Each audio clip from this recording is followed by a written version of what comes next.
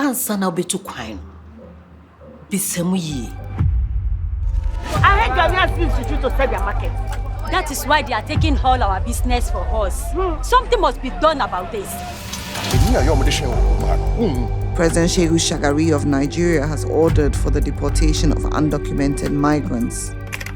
Most of the people to be affected are West Africans, especially from Ghana. Have you so soon forgotten about 1969? When they got rid of us like rats from their country. There were so many of us.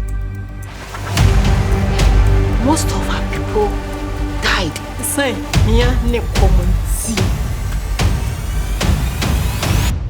migration is not a problem. People have always moved. And what's different about today's migration is who's moving from where to where.